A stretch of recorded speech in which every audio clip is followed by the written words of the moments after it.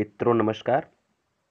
मित्रों, इस समय आपके लिए मैं दो कार्य कर रहा हूं। एक तो नाटकों का क्रमवार जो भी इम्पोर्टेंट नाटक है या जो इम्पोर्टेंट नाटककार हैं उनका रचना, उनकी विषय वस्तु और उनका प्रकाशन वर्ष, इस पर डिटेल वीडियो आपके सामने प्रस्तुत हो रहा है। और समकालीन जो लेखक और लेखिकाएं हैं उनका जीवन परिचय उनकी सभी विधाओं के साथ आपको मिल रहा है। आप देख रहे होंगे। आशा है कि हमारे सभी वीडियो को इसके पहले देख चुके होंगे। अगर आप नहीं देखे होंगे, पहली बार इस वीडियो को देख रहे हैं, तो हमारे प्लेलिस्ट में आपके सिलेबस के अनुसार और आपके मांग के अनुसार बहुत सारा वीडियो पड़ा हुआ है, आप वहां से देख सकते हैं। मित्रों, इसके पहले आप भारतेंदु हरिश्चंद्र जी के नाटक के बारे में पूरा डिटेल जानकारी प्राप्त किए हैं। आज हम लोग प्रसाद यानी जयशंकर प्रसाद के सभी नाटकों के बारे में डिटेल जानकारी इसमें पढ़ेंगे। कितने नाटक हैं, कौन कौन से नाटक हैं, उनका प्रकाशन कब हुआ था, उनका विषय वस्तु क्या है, नाटकों की विषय वस्तु क्या है और उन नाटकों के प्रमुख पात्र कौन कौन हैं। इन सब चीज़ों का डिटेल जानकारी हम लोग इस वीडियो में पढ़ेंगे। आइए देखते हैं। लिखा है कि जयशंकर प्रसाद ऐतिहासिक नाटककार के रूप में प्रतिष्ठित हैं। यह पूछा जा सकता है कि जयशंकर प्रसाद किस प्रकार के नाटककार हैं, तो ऐतिहासिक नाटककार हैं। जयशंकर प्रसाद का प्रथम नाटक सन 1910 में प्रकाशित हुआ था। किस नाम से? सज्जन, यानी सज्जन नामक नाटक जो है ये जयशंकर प्रसाद का पहला नाटक माना जाता है। ठीक है ना। जयशंकर प्रसाद के नाटक निम्नलिखित बताए जाते हैं। मैंने कौन कौन से नाटक उनके हैं देखिए, यहाँ मैं पूरा बाकायदे कॉलम बना दिया हूँ आपकी सुविधा के लिए। नाटक, प्रकाशन वर्ष, आधार और विषय, ये इस पर आप डिटेल जानकारी प्राप्त करेंगे। तो इनका जो सज्जन नाटक है 1910 में प्रकाशित हुआ था और सज्जन का कथानक महाभारत से लिया गया है। विषय वस्तु पूछा जाता है परीक्षाओं में कि किस नाटक का, ऐसे पूछा जा सकता है किस नाटक का कथानक महाभारत से लिया गया है, तो ऐसे पूछा जाता है, तो उसका उत्तर हो जाएगा सज्जन। ठीक है। तो दोस्तों, अगर आपको वीडियो अच्छा लग रहा है तो लाइक, शेयर और कमेंट अवश्य करिए। अगर आप मेरे चैनल पर नए हैं तो सब्सक्राइब तो जरूर कर लीजिए, क्योंकि इस तरह का बहुत शानदार शानदार वीडियो आपको प्राप्त होता रहेगा। और इसके पहले का वीडियो देखना चाहते हैं तो कुछ तो इसी वीडियो के डिस्क्रिप्शन बॉक्स में उसका लिंक दिया हुआ है, या फिर कुछ आप चाहें तो मेरे चैनल के प्लेलिस्ट जाकर के देख सकते हैं। और आपका कमेंट भी आ रहा है कि सर आप जो वीडियो बना रहे हैं उससे बहुत अच्छे प्रश्न मिल रहे हैं परीक्षाओं में, तो बड़ा अच्छा लग रहा है कि हमारा प्रयास सार्थक हो रहा है। चलिए आइए देखिए। कल्याणी परिणय ये हुआ था 1912 में, और कल्याणी परिणय में चंद्रगुप्त व सिल्यूकस की कथा है। ठीक है ना। करुणालय देखिए, यह 1912 में प्रकाशित हुआ था। इसमें हरिश्चंद्र और विश्वामित्र की पौराणिक आख्यान का वर्णन किया गया है। ठीक है। प्रायश्चित देखिए, 1913 में प्रकाशित हुआ था। इतने जयचंद के मूर्खतापूर्ण कुचक्र के कारण, इसमें होना चाहिए, इसमें जयचंद के मूर्खतापूर्ण कुचक्र के कारण पृथ्वीराज का अंत दिखाया गया है। ठीक है। राजश्री 1915 में प्रकाशित हुआ था। इसका आधार हर्षचरित्र तथा चीनी यात्री ह्वेनसांग का ऐतिहासिक विवरण है। ठीक है ना। आगे देखिए, विशाख विशाख नामक इनका जो नाटक है वह 1921 में प्रकाशित हुआ था। विशाख का कथानक कल्हड़ की राजतरंगिणी के आरंभिक अंश के आधार पर निर्मित हुआ है। ये आपका विषय वस्तु बहुत जरूरी है, क्योंकि विषय और सब तो आपको मिल जाएगा लेकिन विषय वस्तु जल्दी नहीं मिलेगा।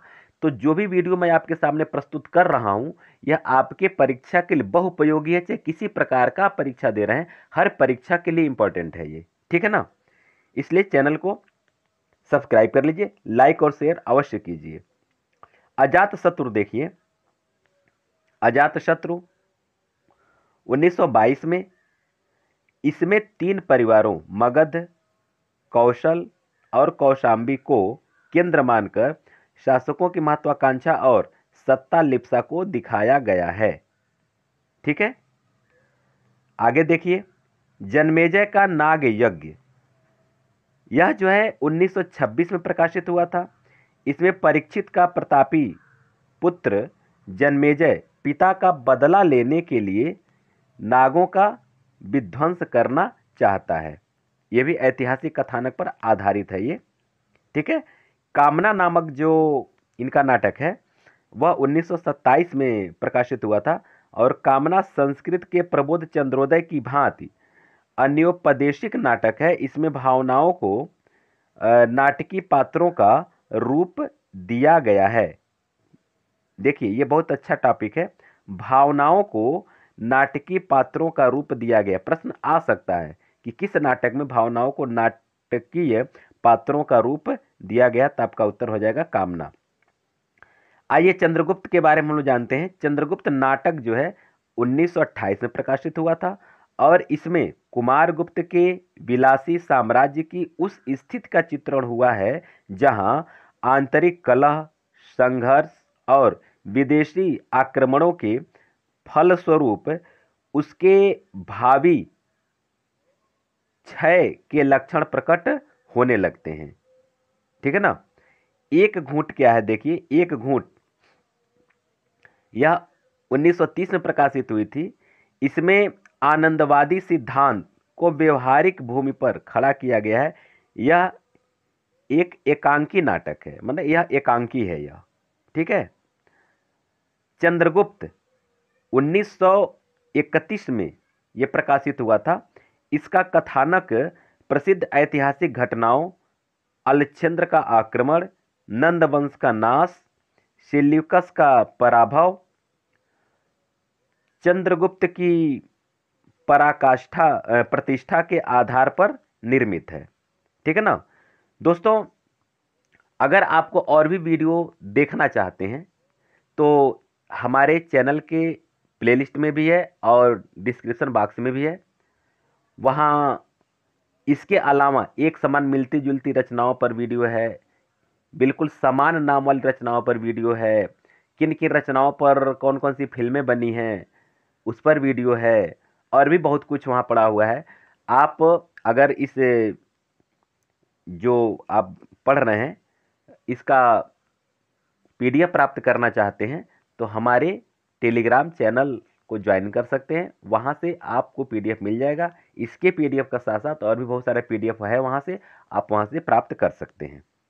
आइए ध्रुवस्वामिनी नाटक जो है ये क्या है। ध्रुवस्वामिनी नाटक 1933 में प्रकाशित हुआ था और ध्रुवस्वामिनी नाटक विशाख के देवी चंद्रगुप्त के आधार पर लिखा गया है, ठीक है ना। देवी चंद्रगुप्त के आधार पर ये लिखा गया है ध्रुवस्वामिनी। अब इसके बाद आइए इनके नाटकों के प्रमुख पात्रों के बारे में जान लेते हैं, क्योंकि हर एक परीक्षा में पात्रों के बारे में एक प्रश्न जरूर रहता है। तो इनका जो नाटकों के पात्र हैं, कौन पुरुष पात्र हैं कौन स्त्री पात्र है, इसके बारे में हम लोग जान लेते हैं। स्कंदगुप्त में पुरुष पात्र जो हैं वह पृथ्वीसेन, स्कंदगुप्त, भट्टार्क, बंधुवर्मा, महादंडनायक, पुरगुप्त और कुमारगुप्त। ध्यान दीजिएगा ये इतने पुरुष पात्र हैं, पृथ्वीसेन, स्कंदगुप्त, भट्टार्क, बंधुवर्मा, महादंडनायक, पुरगुप्त और कुमारगुप्त।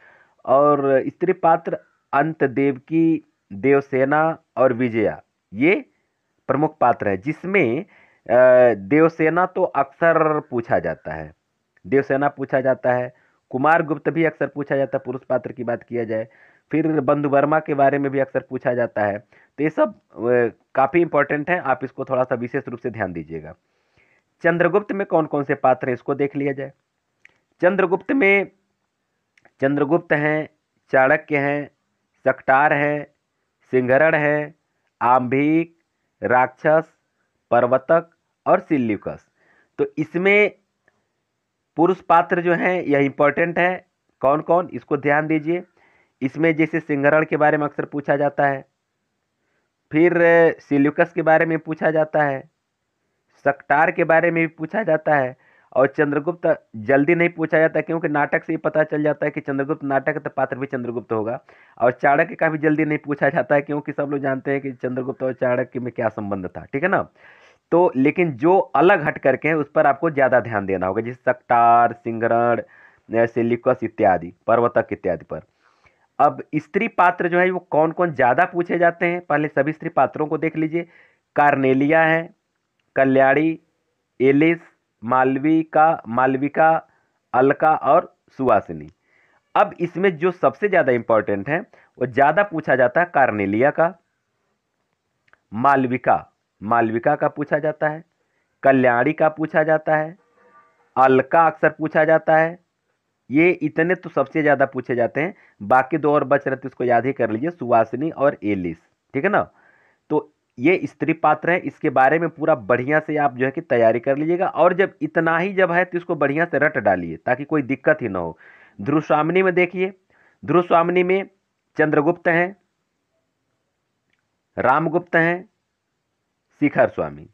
अब इसमें देखिए क्या होता है, जैसे चंद्रगुप्त पात्र पूछ सकता है और हो सकता है उसमें चंद्रगुप्त नौदय, चंद्रगुप्त नाटक जिसे नौदय, दूसरा कोई नाटक दे, तो फिर कंफ्यूजन होने लगता है कि यार चंद्रगुप्त किसमें का पात्र है। तो चंद्रगुप्त हुआ या फिर रामगुप्त हुआ, ये जो है कि प्रमुख पात्र हैं, अक्सर पूछा जाता है, इसको ध्यान दीजिएगा। और नायिका में जो है यानी कि स्त्री पात्र में तो केवल ध्रुवस्वामिनी ही है। तो आप केवल नायिका तो एक ही है, तो ज़्यादा जल्दी नहीं पूछा जाता है, क्योंकि सब लोग जानते हैं ध्रुवस्वामिनी अगर पात्र है उसी को केंद्र में रखकर लिखा गया तो ध्रुवस्वामिनी है। ठीक है, आइए आगे बढ़ते हैं। अब इन नाटकों के संदर्भ में किसने क्या कहा, ये भी अक्सर कई कई परीक्षाओं में पूछा जाता है। आप इसको देखिए, यदि प्रेम ही जीवन का सत्य है तो संसार ज्वालामुखी है। यह कथन दो तरह होता है, किसने कहा है और किसने किससे कहा है। तो देखिए, यह कथन जो है, यदि प्रेम ही जीवन का सत्य है तो संसार ज्वालामुखी है, ये कार्नेलिया ने सुवासिनी से कहा है। तो आप इसको दो तरह से तैयार करेंगे, किसने कहा है तो कार्नेलिया ने कहा है, और किससे कहा है तो कार्नेलिया ने सुवासिनी से कहा है। ठीक है, किसने किससे कहा यह भी आप ध्यान रखेंगे। उसके बाद जो अगला है, महत्वाकांक्षा का मोती निष्ठुरता की सीपी में रहता है, यह किसने किससे कहा। यानी पहली बात तो कथन किसका है, तो कथन ये चाणक्य का है। ठीक है ना। और उसके बाद से किसने किससे कहा है, तो चाणक्य ने चंद्रगुप्त से कहा है। अब ये बात आती है कि ये दोनों कथन किस नाटक से लिया गया है। ठीक है ना। अब आपके लिए मैं क्वेश्चन छोड़ रहा हूं कि यह दोनों, ये कथन किस नाटक से, दोनों एक ही नाटक से लिया गया, तो दोनों नाटक किस कथन से, दोनों कथन किस नाटक से लिया गया है, आप ये कमेंट बॉक्स में लिख करके देंगे। थोड़ा सा दिमाग दौड़ाएंगे तो पता चल जाएगा, क्योंकि इसका उत्तर इसी में छिपा हुआ है। ठीक है ना। चलिए आइए अगला देखिए, यह बहुत अच्छी पंक्ति है, ये भी अक्सर पूछा जाता है। अरुण या मधुमय देश हमारा, जहां पहुंच अनजाना क्षितिज को मिलता एक सहारा। यह पंक्ति किसका है, तो यह पंक्ति कार्नेलिया का है। ठीक है ना। यह पंक्ति किसका है, कार्नेलिया का है। तो दोस्तों इस तरह से अगला जो पंक्ति है, देखिए बहुत अच्छी अच्छी जो इंपॉर्टेंट पंक्ति है उसी का संकलन मैं लेकर के आपके सामने उपस्थित हूं, जो अक्सर परीक्षाओं में पूछा जाता है। देखिए, हिमाद्र तुंग श्रृंग से प्रबुद्ध शुद्ध भारती, स्वयं प्रभा समुज्ज्वला स्वतंत्रता पुकारती। यह जो है पंक्ति किसका है, तो किसका है अगर आता है तो समवेत गायन, मान कोई एक व्यक्ति नहीं गाया, इसको समूह में गाया गया है।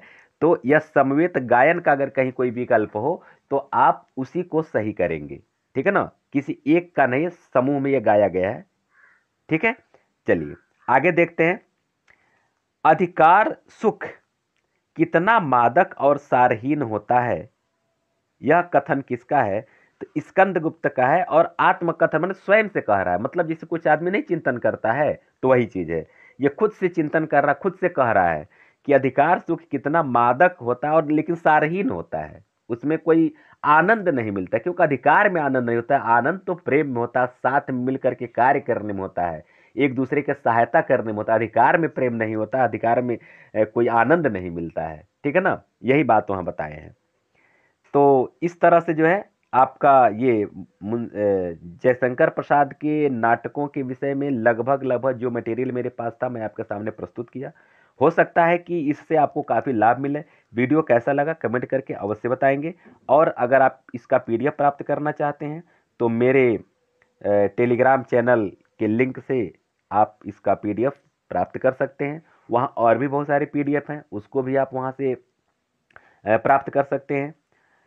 आप चाहें तो हमारे इंस्टाग्राम पेज और फेसबुक पेज को भी फॉलो कर सकते हैं। वहाँ से अच्छे अच्छे कंटेंट और लेटेस्ट जानकारियाँ, जैसा कभी हाल ही में जो परीक्षाएं होने वाली हैं उसके विषय में मैं अभी कुछ पोस्ट डाला हूँ, ठीक है, या कुछ कहानियों के जो श्रृंखलावार किस सन में कौन कौन सी कहानियाँ ये मतलब प्रकाशित हुई थी, मन्नू भंडारी का या फिर मैत्री पुष्पा का या और भी लोगों का हम डालना शुरू कर दिए हैं। तो वहाँ से भी आप चाहें तो कुछ आपको जानकारी और कुछ ज्ञान मिलेगा। तो अब तक आप लोग हमारे साथ बने रहें, इसके लिए बहुत बहुत धन्यवाद। प्लीज़ एक बार फिर निवेदन है, आप इस वीडियो को लाइक और शेयर कर लीजिए, और अगर आप नए हैं तो इसको सब्सक्राइब भी कर लीजिए, ठीक है ना। फिर हम लोग मिलते हैं अगले वीडियो में। आप सभी लोगों को बहुत बहुत धन्यवाद।